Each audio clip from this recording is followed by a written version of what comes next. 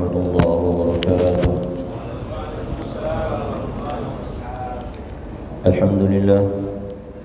الحمد لله الذي علم القرآن، وأشهد أن لا إله إلا الله وحده لا شريك له الملك الديان، وأشهد أن سيدنا ونبينا محمدا عبده ورسوله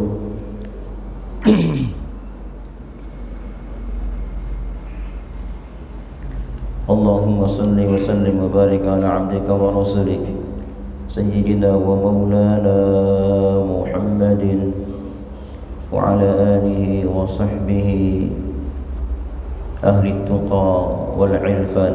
أما بعد، فقد قال الله تعالى في القرآن الكريم وهو أصدق القائلين: أعوذ بالله من الشيطان الرجيم، تتجافى جنوبهم عن المضاجع يدعون ربهم خوفا وطمعا ومما رزقناهم ينفقون.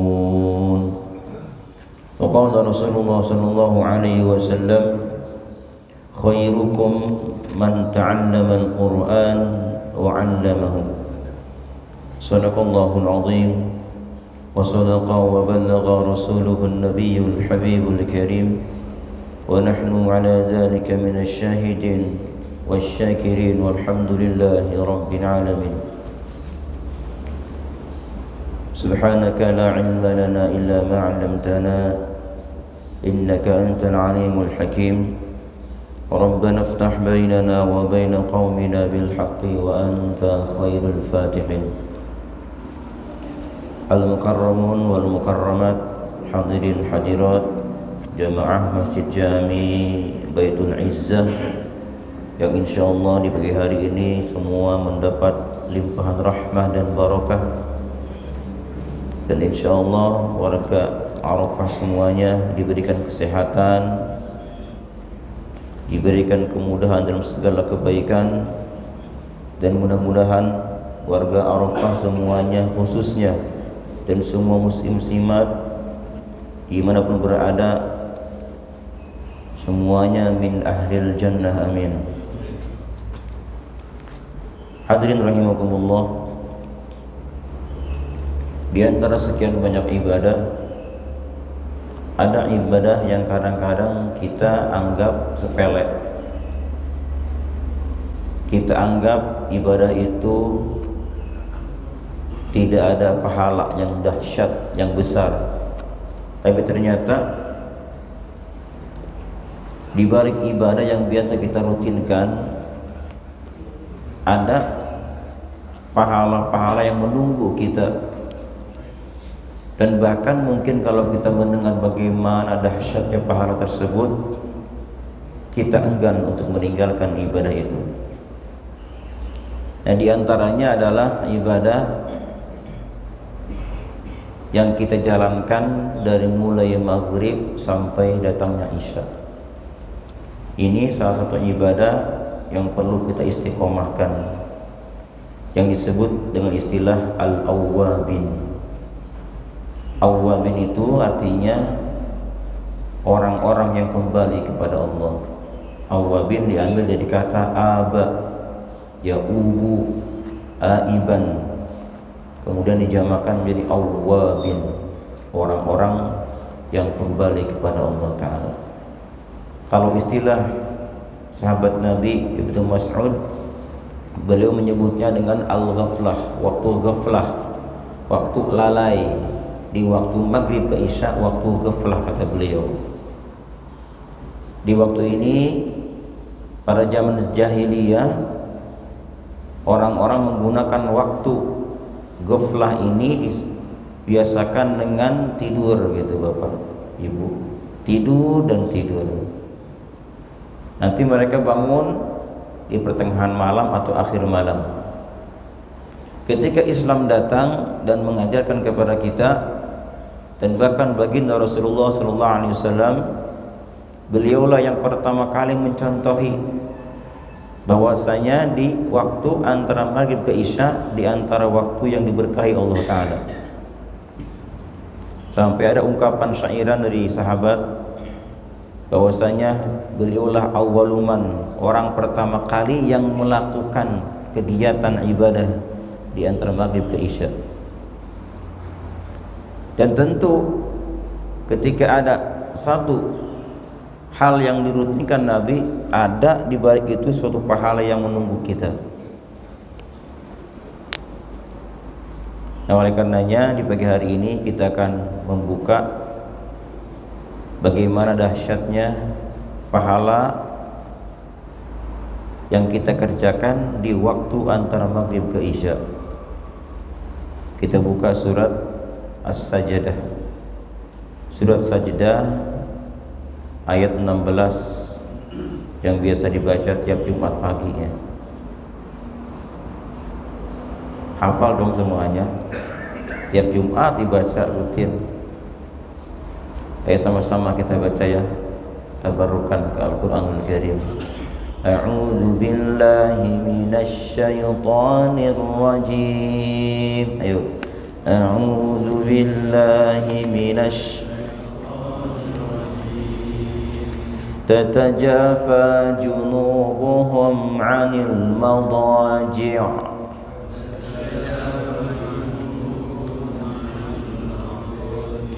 يدعون ربهم خوفا وطمعا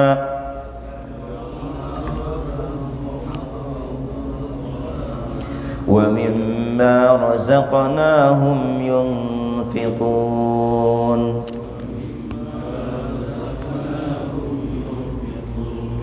صدق الله العظيم.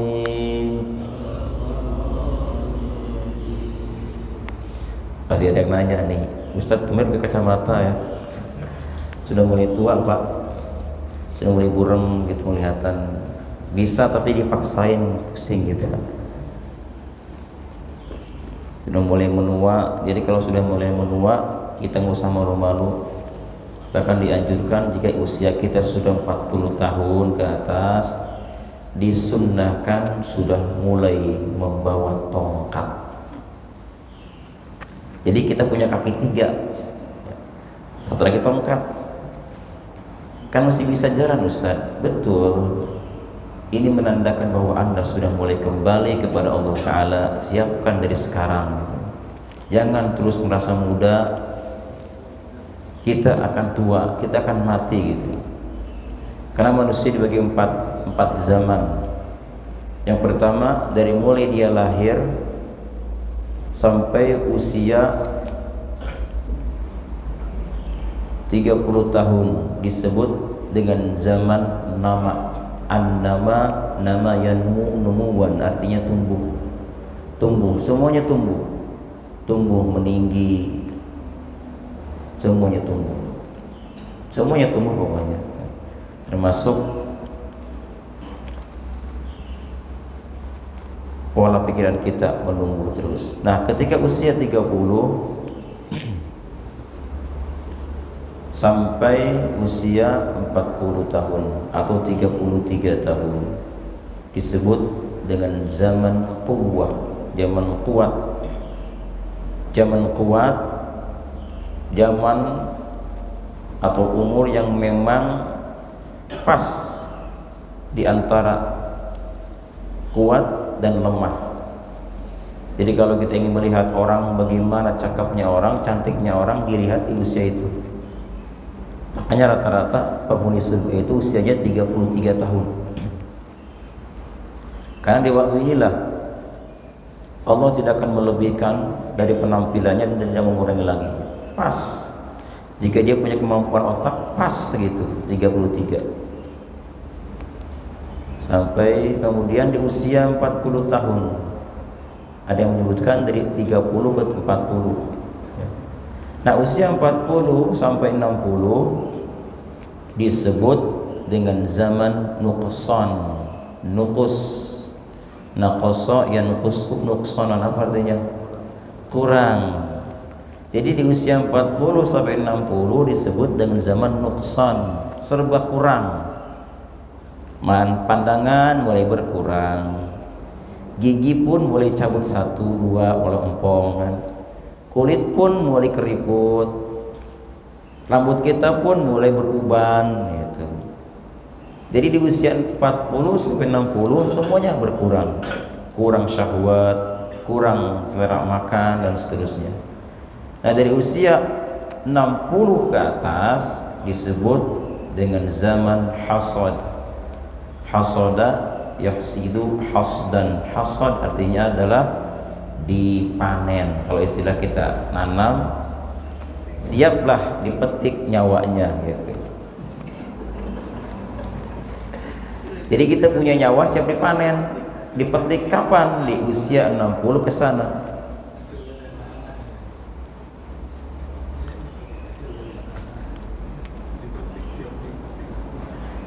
Coba kita lihat Bapak Ibu rahimakumullah, bagaimana ayat ini mengatakan tatajafa junubuhum 'anil madaji'i yad'una rabbahum khaufan wa tama'a wa mimma razaqnahum yunfiqun. Ada tiga masalah dalam ayat ini. Ada 3 poin di ayat ini. Yang pertama, tatajafa junubuhum 'anil madaji'. Tatajafa secara makna aslinya adalah saling menjauhi. Tatajafa saling menjauhi, junubuhum lambung-lambung mereka, 'anil madaji'i menjauhi dari tempat tidur mereka. Artinya lambung mereka tidak menempel ke tanah atau ke kasur. Dalam artian berarti mereka tidak tidur. Ngapain mereka? Bisa sholat, bisa baca Quran, bisa mendengarkan kajian dalam keadaan tidak menempel lambungnya ke tanah. Jadi kita semua kalau lihat umumnya ayat ini, termasuk di pagi hari ini adalah tatajafa junubuhum 'anil madaji'.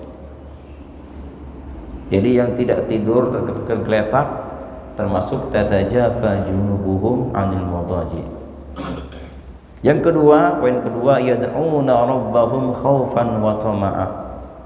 Kenapa mereka tidak sampai tidur? Karena yad'una rabbahum, mereka berdoa kepada Allah khaufan, dengan penuh rasa takut dengan siksaannya. Wa tama'a, dan penuh dengan harapan agar dapat pahala di sisi Allah. 2. Dan terakhir, wa mimma razaqnahum yunfikun, dan mereka pun tidak segan-segan mengeluarkan sebagian rezeki yang telah diberikan kepada mereka. 3 poin ini ya, tidak tidur, beribadah, dan bersedekah. Nah kalau kita buka Al-Quran dalam tafsir ulama-ulama semisal Ibn Katsir atau Al-Qurtubi, ayat ini berkaitan dengan arba'atu aqwal, ada 4 pendapat. Yang pertama, maksud dalam ayat ini adalah, dan ini pendapat paling masyhur, paling banyak dari mufassirin, bahwasanya maknanya adalah at-tanafful bil lail, beribadah di malam hari, artinya qiyamul lail. Orang yang bangun malam tidak tidur lagi, kemudian dia da'una rabbahum, berdoa, melakukan sholat di malam itu, maka masuk ke dalam ayat ini. Ya, diantaranya rujukan mereka adalah hadis Mu'adz bin Jabal, bahwa Nabi SAW pernah bertanya ke sahabat, kata beliau, ala adulluka ala abwabil khair, maukah kalian aku tunjuki pintu-pintu kebaikan? Yang pertama, di antara pintu kebaikan kalau sudah terbuka, kita tinggal masuk dong, tinggal mengambil keuntungan dari segala macam kebaikan. Yang pertama adalah pintunya as-saumu, puasa. Yang kedua was-sadaqah, sedekah. Dan yang ketiga wassalatur rajuli fi jawfil lail, salat di malam hari.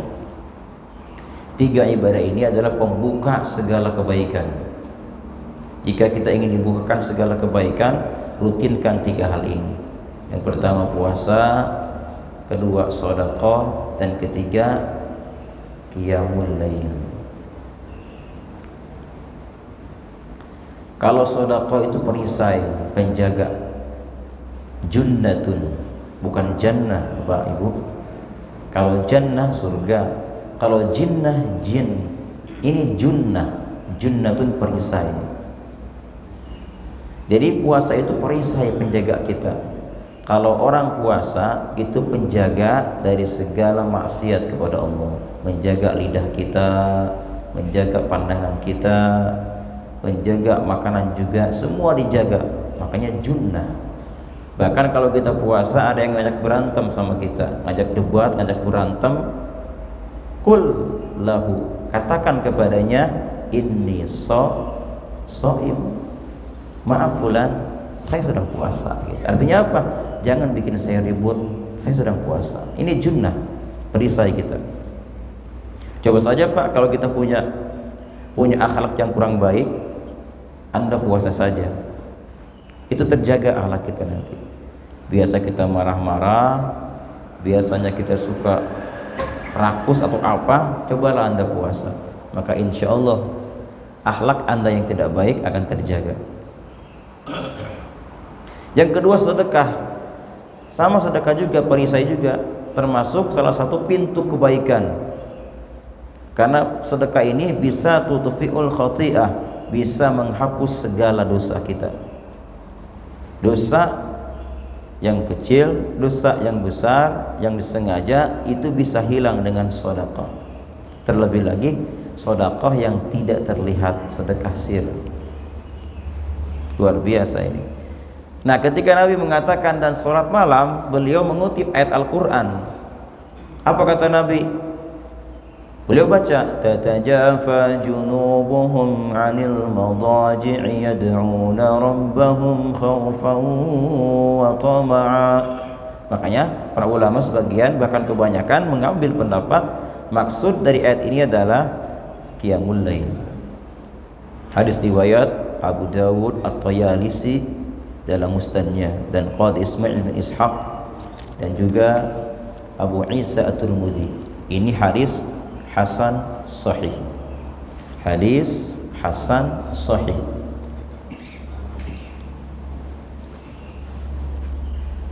Yang kedua sekarang salat Isya.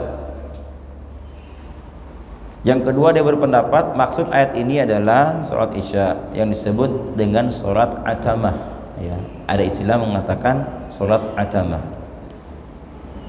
Ini pendapat dari siapa? Dari Hasan, Atha, dan Tirmidzi. Apa hadisnya? Ketika ayat ini turun, tatajafa junubuhum 'anil madaji', itu berkaitan dengan zaman sahabat ketika itu menunggu-nunggu datangnya salat Isya. Mereka menunggu, ditunggu, ternyata turun ayat tatajafa junubuhum 'anil madaji' yad'una rabbahum khaufan wa tama'a. Ke siapa? Ke sahabat-sahabat yang sedang menunggu sholat. Bilal berkata, ketika maghrib katanya, saya sedang duduk dengan teman, kata Bilal, tapi bukan di masjid, di majlis. Sementara sahabat yang lainnya, mereka di masjid menunggu. Nah, ketika itu turunlah ayat ini. Nah, ini menandakan ketika masuk Isya, ayatnya turun, berarti maksud di sini adalah sholat Isya. Ini pendapat yang kedua. Hadis hasan gharib. Yang ketiga sekarang at-tanaful ma bainal maghrib wal isya, mengerjakan sholat sunnah di antara maghrib ke isya. Nah, inilah pendapat ketiga adalah mengerjakan sholat sunnah di antara maghrib ke isya. Pendapat ini dipegang oleh Qatadah, Ikrimah, dan lain-lainnya. Apa dasar ayatnya? Ini. Dan diambil juga dari pendapat Bilal tadi, ketika kami sedang duduk-duduk dan sahabat sedang sholat di masjid menunggu isya, sholat, mereka sholat kan. Nah, kemudian turunlah ayat ini. Makanya di sini disebutkan orang yang sholat di antara maghrib ke isya masuk ke dalam agungnya ayat ini. Dan terakhir adalah orang yang sholat isya dan sholat subuh berjamaah. Ini pendapat paling kuat, paling baik. Jadi orang yang sholat isya dan subuh berjamaah, maka dia masuk ke dalam ayat ini. Artinya tidak tertinggal satu takbir pun. Berarti sebelum masuknya isya dan subuh, mereka sudah standby, siap. Ngapain? Sholat sunnah dulu. Jadi kalau kita ambil kesimpulannya, kita gabung semuanya, artinya apa? Sebelum isya harus ada sholat dulu. Sebelum subuh ada juga sholat. Jangan sampai isya masuk kita baru siap-siap wudhu. Ini tidak masuk ayat ini. Yang masuk ayat ini adalah isyanya belum masuk, kita sudah sedang zikir, sedang baca Quran, sedang sholat. Begitupun subuh. Apa keutamaannya? Kalau kita ambil dari 3-4 pendapat tadi, kita ambil terakhir kata Al-Qurtubi, hadza qaulun hasan. Pendapat yang terakhir ini adalah qaul hasan. Ini yang terbaik, ini yang paling bagus. Kenapa? Menggabungkan dua pendapat, ada subuhnya, ada isyanya. Nah, ketika mereka menunggu waktu, sebagaimana kita kalau di Mekah ya Bapak Ibu, luar biasa, kita menunggu waktu, bukan waktu menunggu kita. Mereka sudah standby dari tempat, ingin sholat berjamaah bareng-bareng. Nah, ngapain kita waktu itu ketika belum masuk waktu? Kita adakan ibadah di situ dengan cara sholat. Apakah ada keutamaannya? Ada. Rasul mengatakan dalam hadis Muslim, man shallal isya'a fi jamaah, barang siapa sholat isya berjamaah, ini didahului dengan sholat sunnah dulu, faka'annama qama nisfal laili, maka dia sama dengan sudah mendirikan sholat setengahnya diambil sama dia. Kalau subuh, wa man shallas subha fi jamaah, dan barang siapa mengerjakan sholat subuh berjamaah, faka'annama qama laila kullah, maka seakan-akan dia sudah mengerjakan seluruh malam dengan ibadah. Dengan catatan tadi, sebelum berjamaah ada sholat sunnah dulu.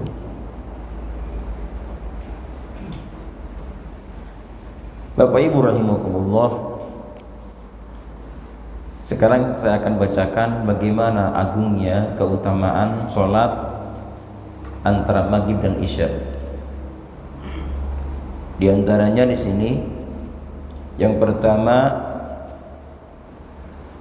dari Ibnul Mubarak dan juga Asma binti Yazid, hadis marfu yang artinya langsung, idza jama'allah, ketika Allah sudah mengumpulkan semua makhluk yang awal dan akhir di hari kiamat, berkumpullah semua makhluk Allah Ta'ala di hari kiamat, ja'a munadin, lalu ada panggilan dengan suara yang sangat keras yang bisa didengar oleh semua makhluknya. Apa katanya?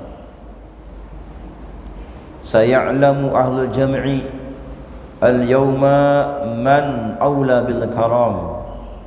Wahai semua makhluk Allah, mulai hari ini, al-yawma, kalian akan mengetahui siapakah di antara kalian yang paling terbaik, yang paling mulia.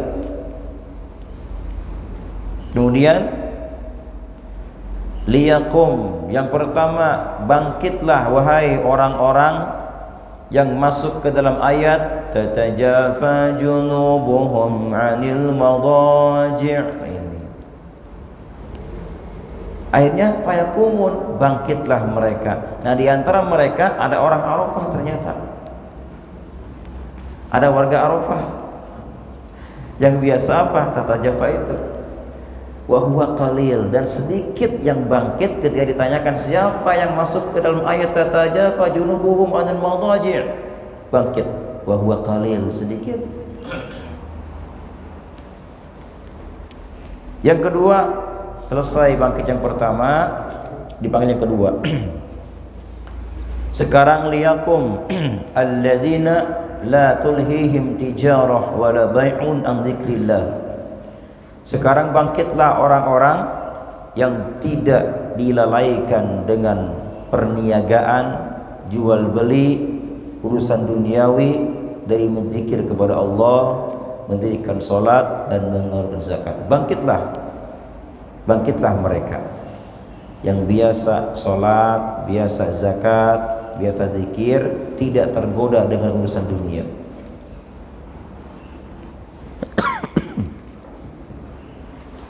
Yang ketiga sekarang dipanggil lagi.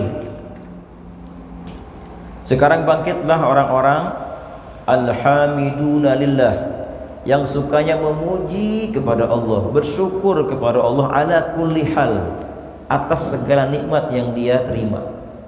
Mana biasanya orang yang suka memuji, dapat nikmat kecil, besar, ketika susah, ketika mudah, semuanya memuji. Mana orang yang suka memuji ketika sarra wa dharra, ketika dia di masa-masa lapang atau masa sempit, memuji saja alhamdulillah. Ternyata qalil, sedikit dari mereka yang bangkit. Setelah tiga kelompok ini bangkit, dipanggil, kemudian mereka yusrahuna jami'an ilal jannah, dan mereka pun digiring, dipandu menuju surga oleh para malaikat. Luar biasa. Allahumma ij'alna minhum. Semoga kita termasuk di antaranya. Nah, setelah mereka digiring ke surga, dipandu ke surga, summa yuhasabu sairun nas, baru setelah itu semua makhluk akan dihisab. Berarti tiga kelompok ini masuk surga bighairi hisab, tanpa ada hisaban. Luar biasa. Bangkit dalam kubur, dipanggil, kita berdiri langsung menuju surga. Makanya beruntung diantaranya adalah yang mengerjakan ibadah di antara maghrib ke isya, termasuk ayat tatajafa junubuhum 'anil madaji.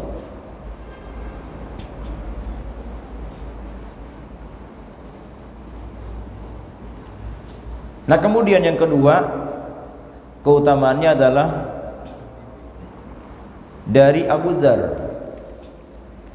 Dia berkata, salasatun yadhaqullahu ilaihim wa yastabshirullahu bihim. Ada tiga amalan ada tiga amalan yang membuat Allah yadhaq. Kalau mana aslinya yadhaq, tertawa terbahak-bahak.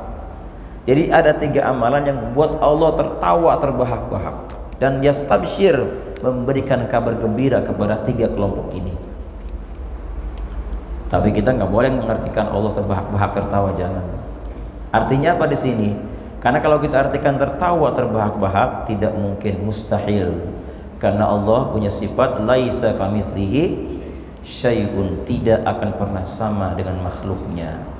Yang tertawa terbahak-bahak itu siapa? Setan. Setan itu kalau tertawa yadhaq, qahqahah, tertawa terbahak-bahak. Kalau muslim itu tertawa, yang muslim yang baik seperti baginda Muhammad, beliau tertawa tanpa suara. Kelihatan giginya tapi nggak ada suaranya. Kalau ada suaranya, ini menandakan namanya dohkun, terbahak-bahak. Apalagi sampai keras, ini biasanya setan ini. Kunti lah ya, kuntilanak kan itu kencang suaranya tuh. Jadi kalau kita ketawa begitu, Pak, cukup buka bibirnya, lihatkan giginya, tapi nggak ada suara, paling sedikit suaranya. Nah, di sini maknanya apa? Bukan Allah tertawa, bangga. Allah bangga, Allah takjub kepada tiga kelompok. Yang pertama siapa?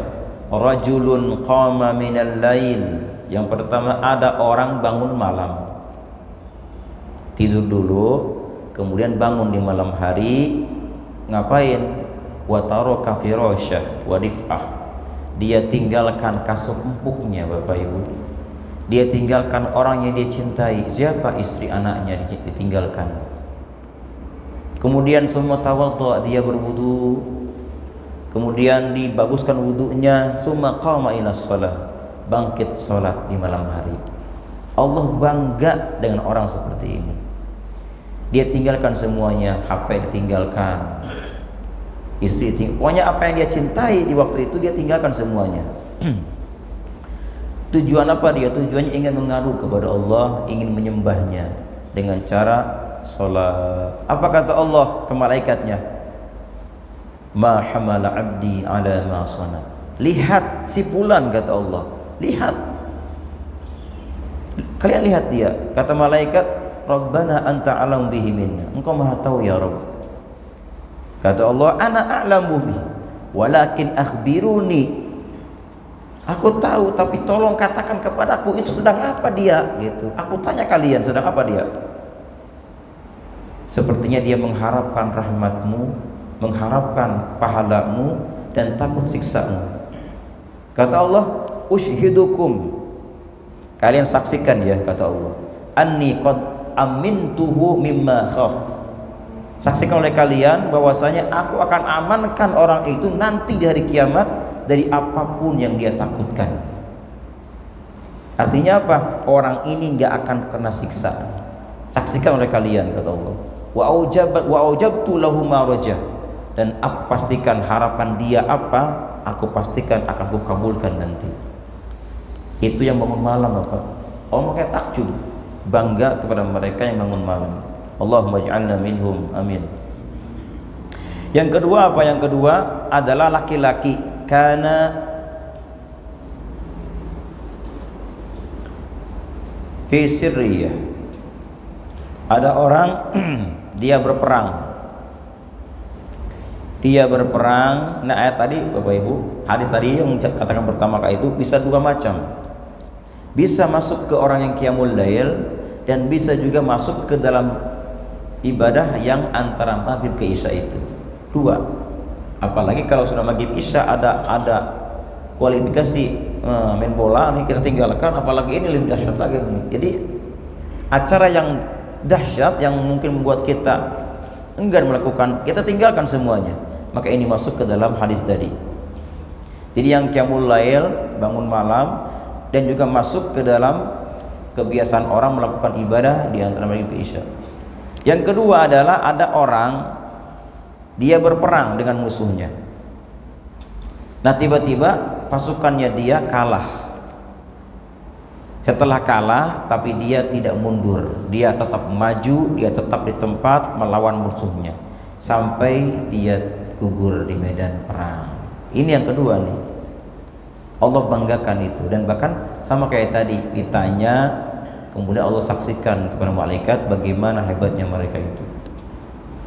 Dan yang terakhir adalah ada orang jalan sarofi lailah, jalan dia di malam hari dengan teman-temannya. Nah, ketika di penghujung malam, dia dan teman-temannya pun sampai ke tujuan. Ini kalau kita mungkin sedang safar ya, safar kemana gitu. Nah, tiba-tiba kita tiba di tempat itu di penghujung malam, mungkin jam 2, jam 3 gitu. Nah, biasanya ngapain kita begitu sampai di tempat itu? Biasanya, nah, kalau di dalam hadis ini dikatakan ketika dia sampai di tujuannya, dia tidak tidur. Fanama wa ashabu wa qama huwa yusalli. Yang lainnya pada tidur, tapi dia tidak tidur. Ngapain? Sholat. Ini nih, sholat. Makanya sunnah kalau kita kemana-mana, begitu sampai ke lokasi tersebut, lakukanlah sholat. Sholat dulu, terutama di masjid sholatnya 2 rakaat. Kalau nggak sempat di masjid, ya di tempat yang kita datangi itu. Ini sunnah. Dimanapun kita berada, kalau sampai di satu lokasi, maka baiknya kita sholat di situ. Nah, kalau orang sudah merutinkan ini, maka dia termasuk orang yang Allah banggakan. Luar biasa. Nah, inilah diantara keutamaan sholat awwabin. Nah, sekarang kita beralih ke kitab yang lain Bapak Ibu ya. Di depan saya ini ada kitab namanya kitab Khazinatul Asrar. Kitab ini membahas tentang rahasia-rahasia Al-Qur'an. Gudang rahasia di sini adanya. Semisal di Al-Qur'an ada surat apa, nanti dipetik ayatnya, ini khasiatnya apa gitu. Ini kitab khasiat ini. Ad-Duha khasiatnya bagaimana, Al-Nashrah apa khasiatnya, biasa dibaca berapa kali dan kapan waktunya. Nah, disebutkan dalam kitab ini tentang hadis-hadis yang berkaitan tentang sholatul awwabin. Yang pertama dari Sauban radhiyallahu an, baginda Rasulullah bersabda, man akafa nafsahu ma bainal maghrib wal isya fi masjidin jamaah, barang siapa yang iktikaf di waktu antara maghrib ke isya di satu masjid dalam keadaan berjamaah, artinya dia sholat berjamaah dulu maghribnya, nah kemudian dari maghrib setelah berjamaah sampai ke isya dia iktikaf, dengan catatan lam yatakallam, tidak boleh ngomong dunia, tidak boleh ngomong yang sia-sia, tidak boleh ngomong yang laga, termasuk diantara ngomong adalah kita chat-chatan. Nah, ini termasuk ngomong ini. Gimana kabarnya? Gimana usaha kita? Sudah gagal berarti nggak ada pahala nih. Sementara off-kan dulu HP-nya, off-kan dulu ya. Nah, ketika itikaf dia lam yatakalam, tidak ngomong, terkecuali illa bi sholatin, ngomongnya sholat. Allahu akbar, kan ngomong tuh kan, baca Fatihah, baca doa ruku sujud ya. Boleh.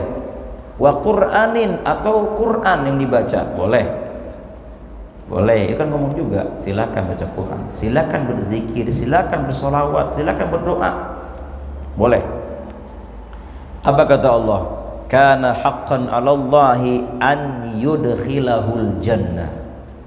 Sudah pasti orang itu, catat baik-baik, sudah pasti hak baginya akan dimasukkan ke dalam surganya Allah Ta'ala. Coba, luar biasa ini. Yang pertama ini Pak, baru pertama ini hadisnya. Jadi rutinkan bagi kita nih yang biasa rutin maghrib isya ya, kalau mau ngomong silakan, tapi yang baik-baik seperti ceramah, kajian, tafsir, boleh silakan ngobrol-ngobrol, itu ilmu, tentang ilmu ya. Kalau untuk urusan dunia jangan dulu.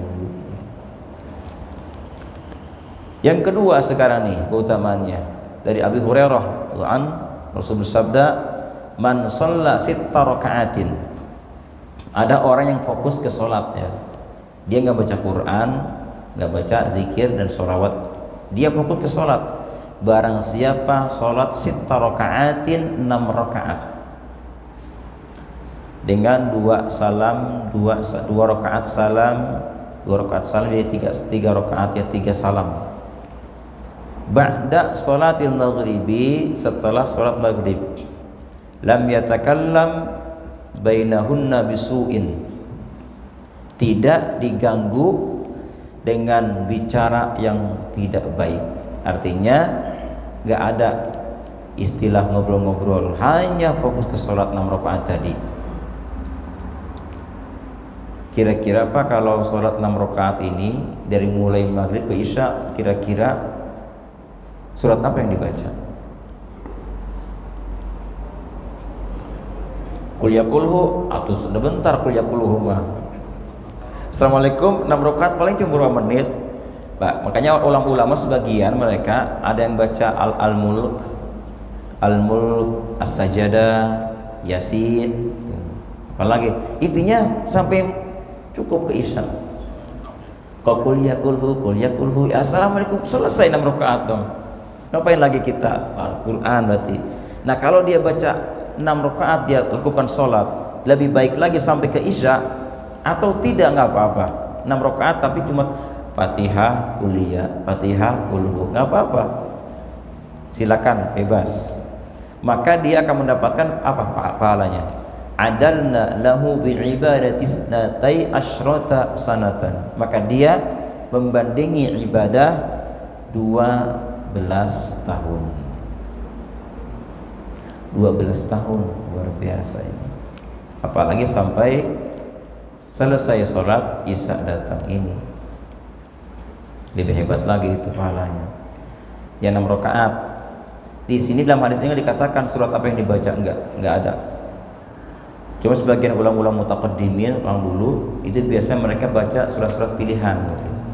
Ya seperti tadi, ada baca Yasin dengan apa pasangannya, ada baca Sajadah, Al-Mulk, Al-Waqi'ah, Ar-Rahman, bebas. Yang penting cukup waktunya.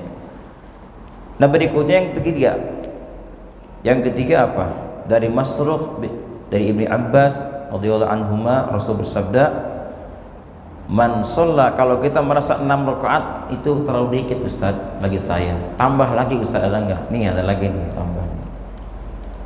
Man shalla isnatai asyrata rakaatan, barang siapa salat 12 rakaat ba'dal maghribi, setelah maghrib. Tapi ini disebutkan suratnya apa? Salat 12 rakaat dengan surat yaqra'u fi kulli raka'atin bi Fatihatil Kitab marrah wa qul huwallahu ahad salasa marrat. Setiap rakaatnya, rakaat pertama baca Al-Fatihah dan baca qul huwallahu ahad. Setiap rakaat baca itu, Fatihah sekali, Al-Ikhlas 3 kali. Apa keutamaannya? Ghafarallahu lahu dzunubahu kullaha, maka Allah akan ampuni semua dosa-dosanya. Hilang semua dosanya dengan sholat 12 rakaat dengan bacaan tadi.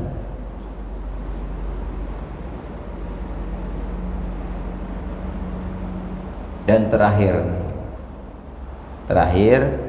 dari Ibnu Umar radhiyallahu anhuma, Rasul bersabda, barang siapa yang sholat antara maghrib ke isya atau sholat awwabin, barang siapa sholat awwabin sebanyak 20 rakaat sekarang. Tambah lagi nih, tarawih dong ya, tarawih. Siapa sholat 20 rakaat antara maghrib ke isya dan dia baca di setiap rakaatnya Fatihah sekali, Al-Ikhlas sekali. Ini sedikit, perhatikan keutamaannya ini. Pertama, hufidha fi ahlihi wa malihi wa waladihi wa nafsihi wa dinihi wa dunya.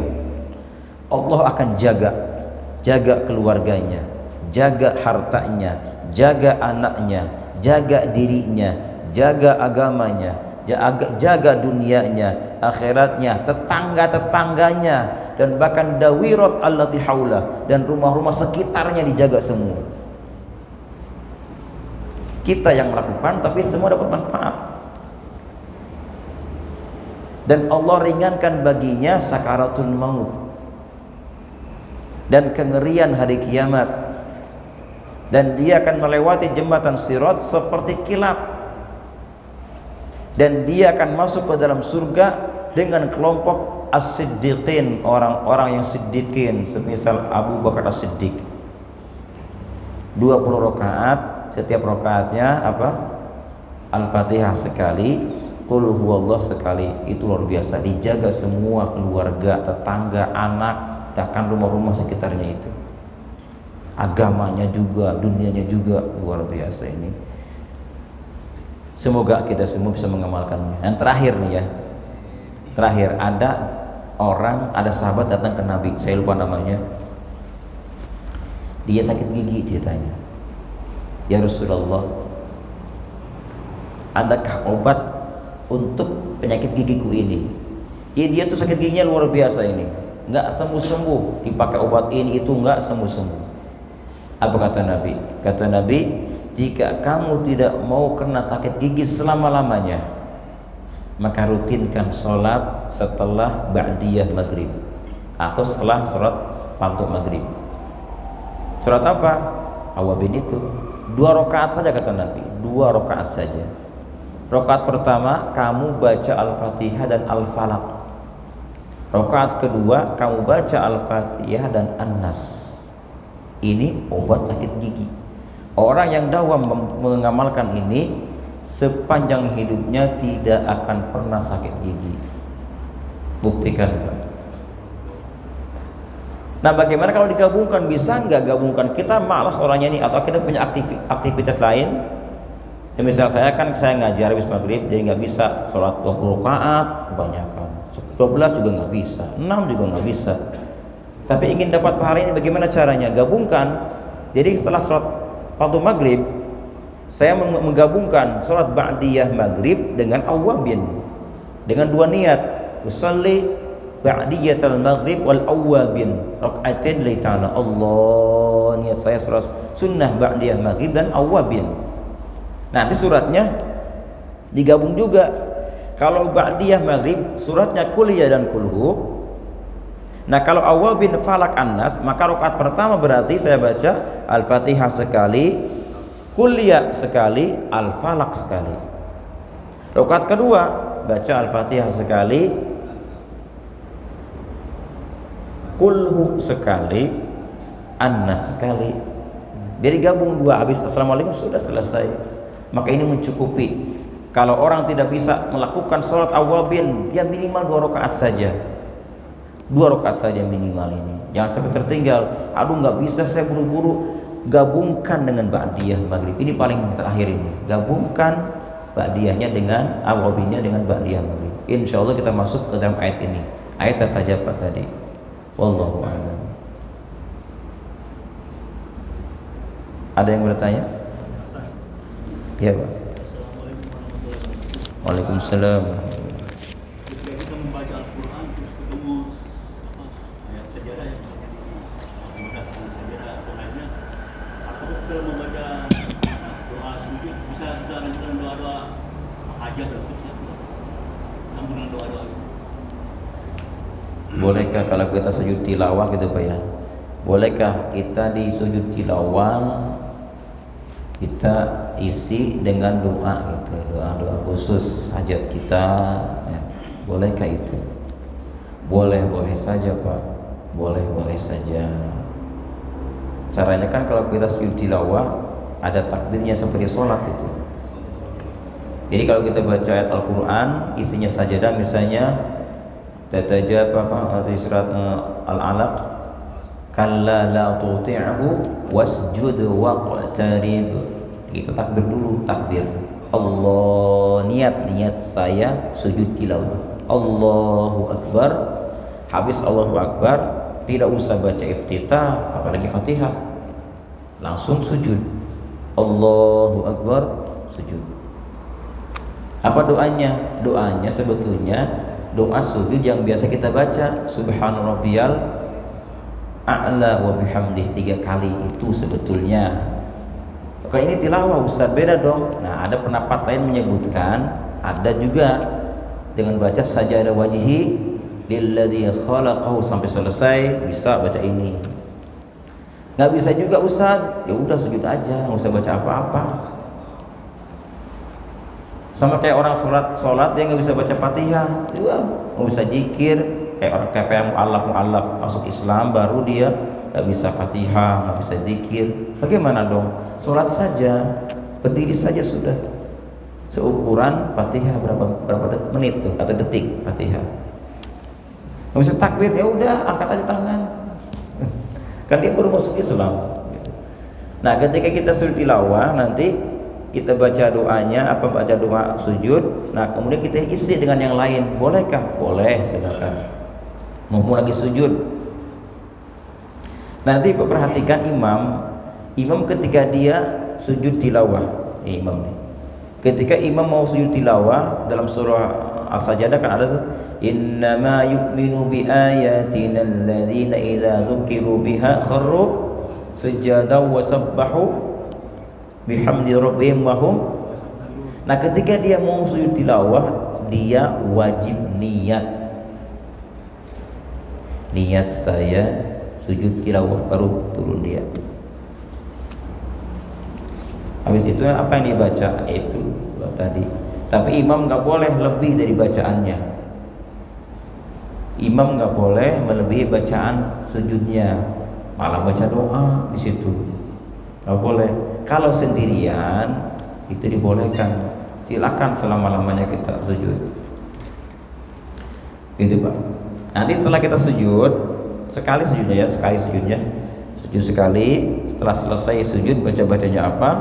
Kita bangkit ke posisi pertama tadi, duduk saya, keduduk lagi, Allahu Akbar, langsung salam tanpa tahiyat. Assalamualaikum warahmatullahi, assalamualaikum warahmatullahi. Ini praktek ini sama seperti kita sujud syukur.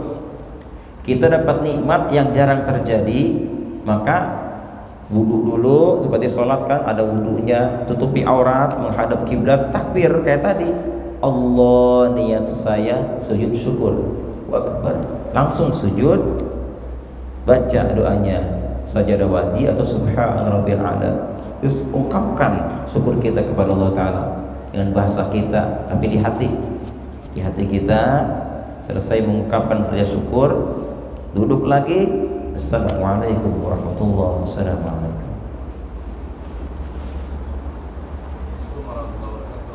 Waalaikumsalam. Jam-jam pada maghrib itu umumnya kan kita makan ya, kebanyakan itu waktu makan malam itu. Ada yang lain yang mau keluar segala macam kalau benar ya. Nah Ustaz, waktu Rasulullah itu kira-kira kalau dia dari hadis-hadisnya makan malamnya itu di kapan Ustaz? Dan juga junubnya, dan ini ilmu dan junubnya itu di waktu berapa? Terima kasih. Assalamualaikum warahmatullahi wabarakatuh. Waalaikumsalam warahmatullahi wabarakatuh. Kalau kita lihat hadis Nabi SAW tentang masalah makannya Nabi itu kapan, dan penting juga makan malam Pak, jangan salah, penting makan malam itu. Rasul pernah mengatakan, berpesan ke sahabatnya, ta'asyau walau bikafin min tamrah, kata Nabi. Makan isya-lah kalian walaupun hanya segenggam kurma. Ini penting, kesehatan. Jadi makan Nabi itu bukan maghrib, bukan, habis isya. Habis isya. Ada istilah asya kan makan malam, habis isya maksudnya asya, ayat asya. Jadi penting, tapi jangan banyak-banyak juga. Makan malamnya dikit aja, syarat doang. Kita ambil nasi gitu kan, ambil nasi dikit, syarat nih, ini anjuran Nabi, sunnah ini makan, atau kurma makan. Ini anjurkan tiap malam begitu gitu. Saya biasa kalau di tempat-tempat yang yang khusus seperti kalangan para ulama-ulama itu, kalau ada kajian-kajian di pada isya atau maghrib kajiannya, nanti habis sholat isya nanti ada yang bicara, ayo asya makan malam gitu. Asya, apalagi kalau kita asyanya berjamaah, ini sunnah banget ini. Panggil teman, panggil sini, ayo asya ke rumah saya gitu. Kita makan satu nampan bertiga atau berempat, ini luar biasa ini, makan bareng gitu dengan keluarga satu nampan. Ini sunnah yang ditinggalkan ya. Apa tadi? Junub. Kalau makannya kan berarti makan ba'da isya ya? Iya, ba'da isya. Walaupun secara kesehatan tidak dianjurkan banyak-banyak. Ya inilah, betul sekali, betul. Makanya kadang-kadang Bapak Ibu rahimakumullah, kadang-kadang antara tabib dengan faqih, dokter dengan ahli fikih itu kadang bertentangan. Ini diantaranya nih, dokter melarang makan malam itu, nggak baik kesehatan. Tapi faqih, para ulama faqih fikih mensunnahkan di waktu itu. Ada yang sepakat ya, keduanya ada, sepakat dokter, sepakat faqih. Ada yang bertentangan seperti ini. Itu ada bahasan khusus itu. Di antara yang bertentangan. Nah, di antaranya adalah ini, makan malam ini bertentangan. Bahkan pada kajian tadi, pada kajian jam 11 makan malam. Kalau ada ulama-ulama kita kajian tuh jam 10, jam 10. Iya.